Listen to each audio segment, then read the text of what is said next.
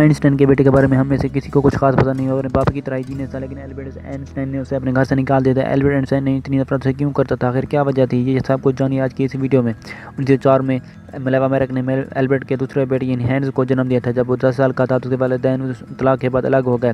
Hence अपनी माँ के साथ रहने लगता है, लेकिन एल्बर्ट आइंस्टाइन खतूत के जरिए एल्बर्ट अपने बेटे को तकरीबन हर हफ्ते जियोमेट्रिकल प्रॉब्लम भेजता था। बाप बेटे में नफरत की दीवार तब बनती है जब वो अपने बाप की तरफ उसी यूनिवर्सिटी में दाखिला लेता है जहाँ वो ही मजमून सेलेक्ट करता है जो उसके बाप ने चुना था।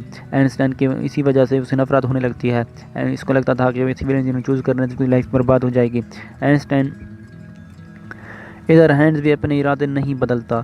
हैंस अपनी उम्र से 9 साल से हैंस अपनी उम्र की 9 साल से बड़ी फ्रीदा कैंसेट से शादी कर लेता है। एल्बर्ट को ये बात पसंद नहीं आती, यहाँ तक कि एल्बर्ट उसके बारे में कहता है कि उसे बच्चे भी पैदा ना करे, लेकिन बेटा अपने बाप की ये बात नहीं मानता और उसे अपनी बीवी से दिल जान से मोहब्बत करता है और उसके 3 बच्चे भी पैदा होते हैं।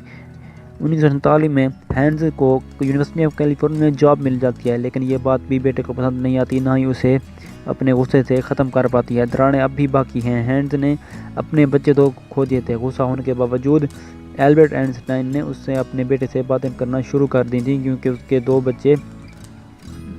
दो बच्चों की डेथ हो जाती है, जिसकी वजह से वो मेंटल सपोर्ट के तौर पर अपने बेटे से बातें करना शुरू कर देता है। यूँ और बाप और बेटे में बातें करना शुरू कर देती हैं। हैंस की वाइफ 1958 में फौत हो जाती है, जबकि एल्बर्ट आइंस्टाइन 1953 में और ख़ुद हैंस 1973 में 69 साल की उम्र में फौत हो जाता है।